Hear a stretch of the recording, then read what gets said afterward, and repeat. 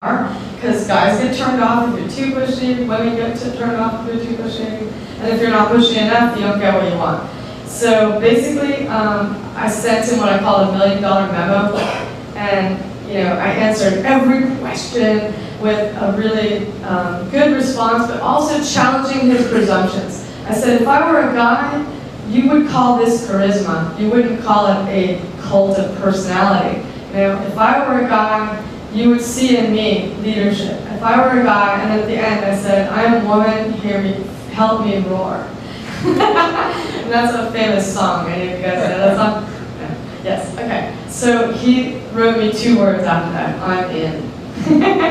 And that was the best email I ever got. For $1 million. Well, he didn't give $1 million, he gave us the rest, $750. Oh. Yeah, he said I'm in for the rest. So the round was $1 million round. And so basically I told my lawyer, okay, we got it, and my lawyer's like, make him sign the term sheet, or whatever, the next step was. He's like, get it done. And I'm like, what are you going to say? Everything's fine, we're good. He's like, deals are falling apart everywhere. It's March 2000. I don't know if any of you guys know that date, March of 2000, yes? Okay. The whole world fell apart in March of 2000.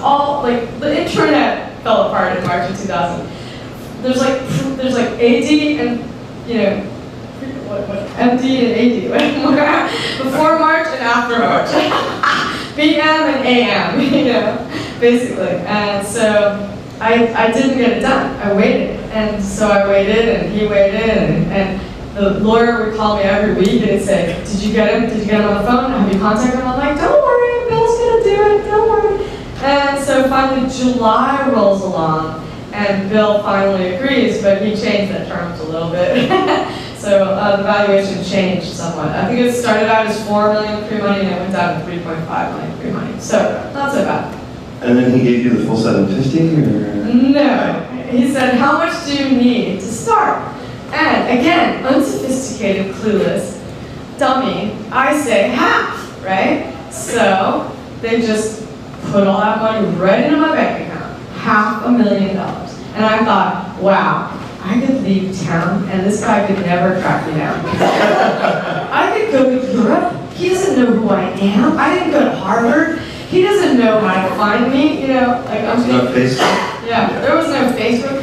And I just thought, well, is it worth it to take a $500,000 now, or maybe $1 million or $2 later when I sold the company or went public or whatever I was supposed to do with that money? There's actually a moment when you thought that? Yeah, I did think that, because I just thought, how easy is this? You go to a couple of meetings and you make $500,000. I could do this around the world. I have a website, dudes, that's portable. So. Okay, so then you're running into MediaBistro for a few months, but then you bought an office. You got out of your apartment with the cats. Yeah, I got out of my apartment. You hired some people. But then I had 2 interns with the 2 cats jumping on them, and they were just sending out invoices. And now I needed to do this thing. I had written a plan based on fantasy and fairy tales, right? That's what all business plans are, aren't they? Right? Yeah. There are fantasies and fairy tales. They're the things we hope to achieve, but we've never done this before, at least I haven't. So here I was, a journalist with, barely any background in business. I'd written about business, but that is totally different from doing it.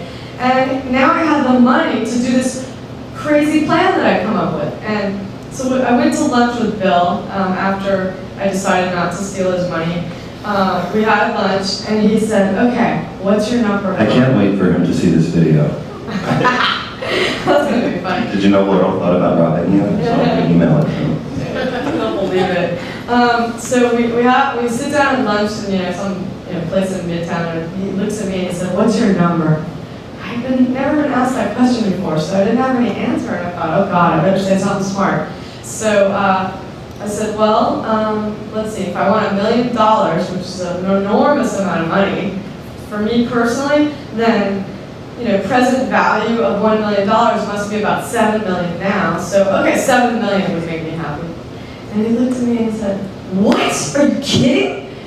Oh my God, we won't make any money if you make only $7 million. This company has to be a $30 million company at least for me to make my money back and 20 times my money. And I looked at him and I thought, holy shit, this guy is dumb. He just gave me all this money and I'm gonna lose it, or just worse, I'm gonna like underperform, I'm gonna disappoint him. Oh my God, what have I done? It was really scary to like have this guy expect so much of me and have me like in charge of his $500,000 when I knew there was no way I was gonna make it into a $30 million company in any way, shape, or form. And then over time, I of course faked it and said, oh yeah, of course, hell yes. 30 million, yeah, sure. If you say so, and he's like, yes, I say so, yes, I see your vision, I believe in your vision, I believe in you. You can do this. And over the next few months of spending the money down and like seeing the results of what we were doing and seeing the company get more and more traction, I still didn't believe it, but I had to, because this was our shared vision now, and I had to make this shit work, right? So next thing that happened Was the crash. Okay, so the crash was happening around us, but we weren't quite aware of it. But that happened shortly thereafter, and everybody recognized it as a crash. And I just started spending, because guess what? Nobody's posting jobs in a recession. So while we had that like little initial movement, over time it was just going down, and it was very, very disturbing. And then, worse, 9/11 hits. Okay, so it almost couldn't have gotten worse, right? Because all of us are like struggling to stay ahead of a recession, and 9/11 hits. How many of you guys were here during 9/11? Just 3, 4 of you. Okay. There were many of us who wanted to just shut down and move and leave. It was very, very disturbing and upsetting. Lower Manhattan was closed for like a week or so. I mean, it was bizarre. It was it was longer than that. Yeah, okay. It was I blocked that. It was a police state. My employees were crying. They came to work crying because they had seen things falling from the buildings. And I was questioning our very existence. We were a party company, half, sort of.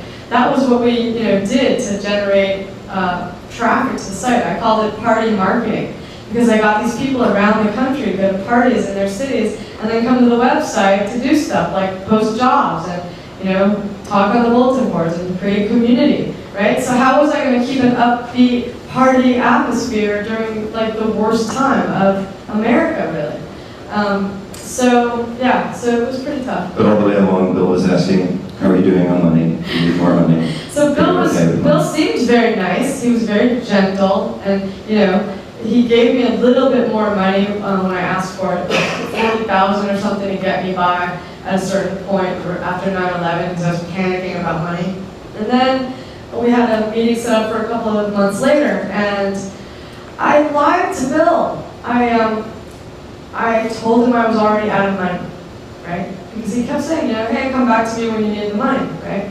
And I just had a sense that I needed to test him on his promise of more money, because we didn't meet any of our milestones, and technically he didn't really have to give us the money, but I was very